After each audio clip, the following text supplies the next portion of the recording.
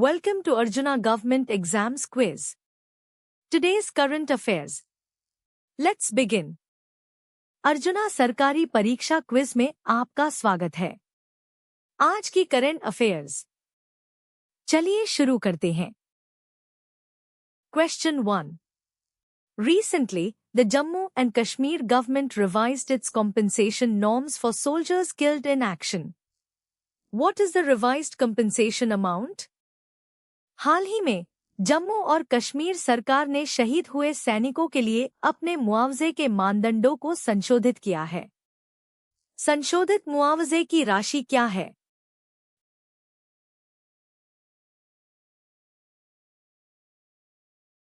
The correct answer is 25 lakh rupees. The Jammu and Kashmir government recently notified revised norms under security-related expenditure, increasing the compensation for soldiers killed in action to 25 lakh rupees. सही उत्तर है 25 लाख रुपए। जम्मू और कश्मीर सरकार ने हाल ही में सुरक्षा संबंधी व्यय के तहत संशोधित मानदंडों को अधिसूचित किया, जिसमें शहीद हुए सैनिकों के लिए मुआवजे को बढ़ाकर 25 लाख रुपए कर दिया गया। Question 2. Which national park in Assam recently proposed to reduce its eco-sensitive zone (ESZ) from 10 kilometers to 1 kilometer? Assam में किस राष्ट्रीय उद्यान ने हाल ही में अपने पर्यावरण संवेदनशील क्षेत्र (ESZ) को 10 किलोमीटर से घटाकर 1 किलोमीटर करने का प्रस्ताव दिया है?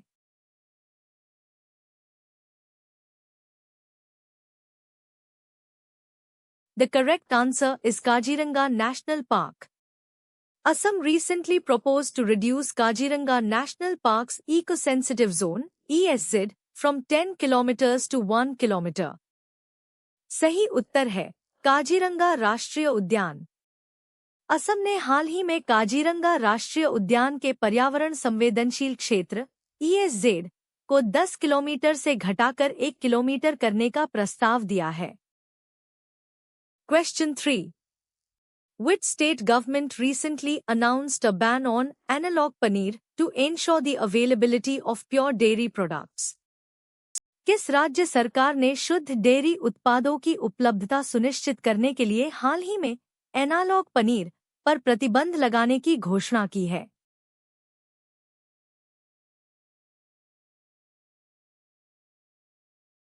The correct answer is Madhya Pradesh.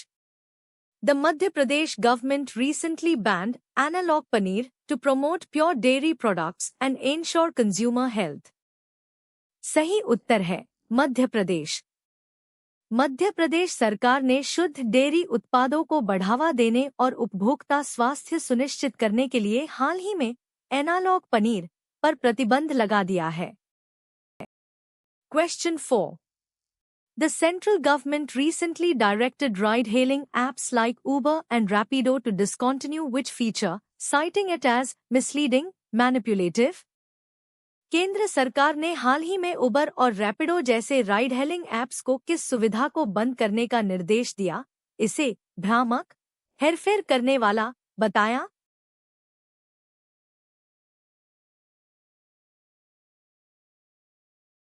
The correct answer is no tip before ride. The center asked apps like Uber and Rapido to junk the no tip before ride feature, stating it is misleading, manipulative, or otherwise in violation of the Consumer Protection Act, 2019. सही उत्तर है ride से पहले tip.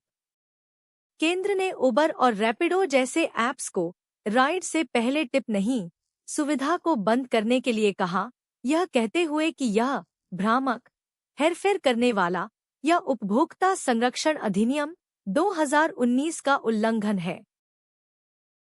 Question 5. Who among the following was not a prominent leader of the moderate faction of the Indian National Congress? निम्नलिखित में से कौन भारतीय राष्ट्रीय कांग्रेस के उदारवादी गुट के प्रमुख नेता नहीं थे?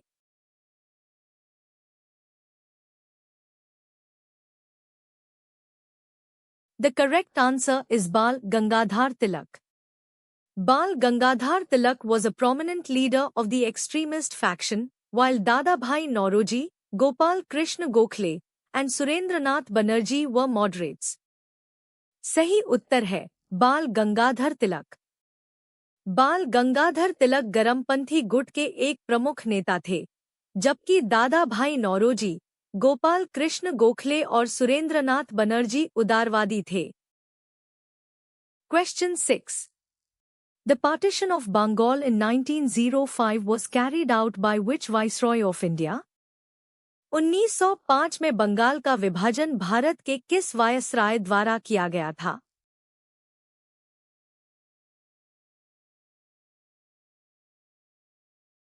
The correct answer is Lord Curzon. The partition of Bengal in 1905 was a highly controversial decision made by Lord Curzon, the then Viceroy of India. सही उत्तर है लॉर्ड कर्जन। 1905 में बंगाल का विभाजन तत्कालीन भारत के वायसराय लॉर्ड कर्जन द्वारा लिया गया एक अत्यधिक विवादास्पद निर्णय था। Question 7. The Swadeshi movement was formally launched in 1905 at which event?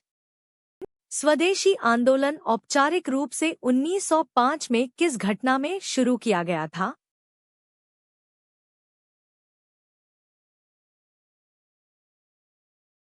The correct answer is Town Hall meeting in Calcutta.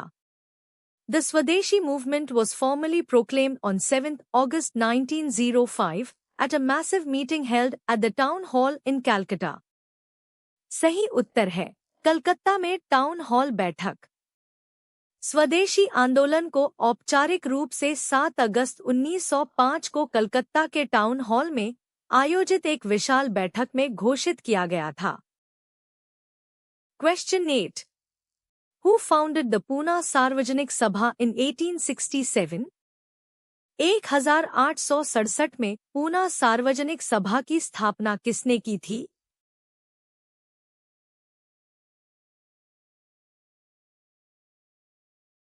The correct answer is M.G. Ranade. The Pune Sarvajanik Sabha was founded in 1867 by Mahadev Govind Ranade, M.G. Ranade, and others. सही उत्तर है M.G. Ranade. Poona सार्वजनिक सभा की स्थापना 1867 में Mahadev Govind Ranade, M.G. Ranade और अन्य लोगों द्वारा की गई थी। Question 9. The Indian Association, a prominent pre-Congress organization, was founded in 1876 by भारतीय संघ, एक प्रमुख पूर्व कांग्रेस संगठन, की स्थापना 1876 में किसके द्वारा की गई थी?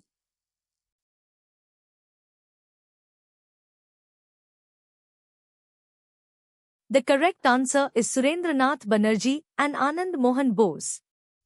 The Indian Association was founded in 1876 by Surendranath Banerjee and Anand Mohan Bose, becoming one of the most important pre-Congress nationalist organizations. सही उत्तर है सुरेंद्रनाथ बनर्जी और आनंद मोहन बोस। भारतीय संघ की स्थापना 1876 में सुरेंद्रनाथ बनर्जी और आनंद मोहन बोस द्वारा की गई थी, जो कांग्रेस पूर्व के सबसे महत्वपूर्ण राष्ट्रवादी संगठनों में से एक बन गया। Question 10. Which of the following articles of the Indian Constitution deals with the protection of life and personal liberty?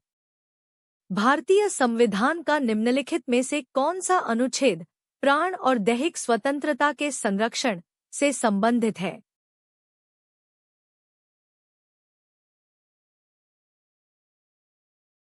The correct answer is Article 21. Article 21 of the Indian Constitution guarantees the protection of life and personal liberty, stating that no person shall be deprived of his life or personal liberty except according to procedure established by law. सही उत्तर है अनुच्छेद 21। भारतीय संविधान का अनुच्छेद 21 प्राण और दैहिक स्वतंत्रता का संरक्षण की गारंटी देता है, जिसमें कहा गया है कि किसी भी व्यक्ति को विधि द्वारा स्थापित प्रक्रिया के अनुसार ही उसके जीवन या व्यक्तिगत स्वतंत्रता से वंचित किया जाएगा। Question 11. The words socialist, secular, and integrity were added to the preamble of the Indian Constitution by which amendment? भारतीय संविधान की प्रस्तावना में समाजवादी, पंथनिरपेक्ष और अखंडता शब्द किस संशोधन द्वारा जोड़े गए थे?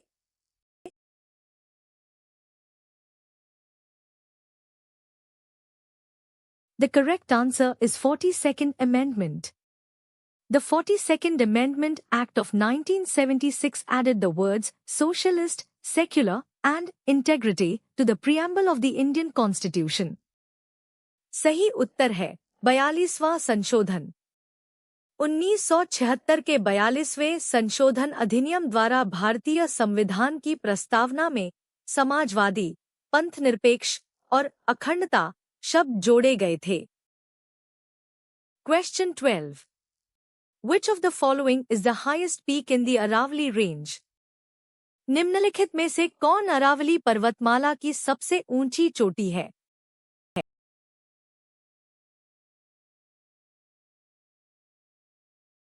The correct answer is Guru Shikhar. Guru Shikhar, located in Rajasthan, is the highest peak in the Aravalli range with an elevation of 1722 meters. सही उत्तर है गुरु शिखर। गुरु शिखर, जो राजस्थान में स्थित है, 1722 मीटर की ऊंचाई के साथ अरावली पर्वतमाला की सबसे ऊंची चोटी है। Question 13. Which of the following rivers flows through a rift valley in India? निम्नलिखित में से कौन सी नदी भारत में एक भ्रंश घाटी से होकर बहती है?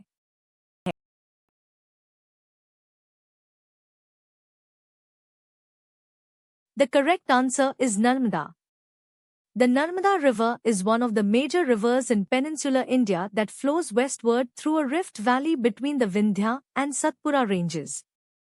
सही उत्तर है नर्मदा। नर्मदा नदी प्रायद्वीपीय भारत की प्रमुख नदियों में से एक है जो विंध्य और सतपुड़ा पर्वतमाला के बीच एक भ्रंश घाटी से होकर पश्चिम की ओर बहती है। Question 14. Which of the following is the C unit of electric current? निम्नलिखित में से कौन विद्युत धारा की सी इकाई है?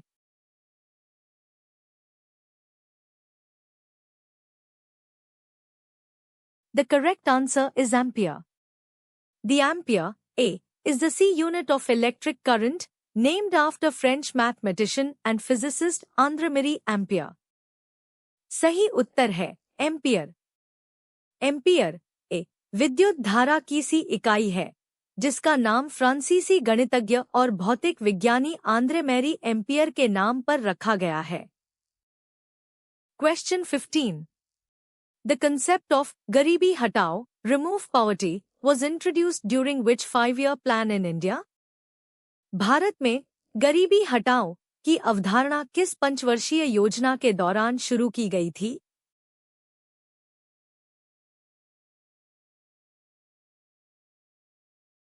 The correct answer is 5th 5-year plan.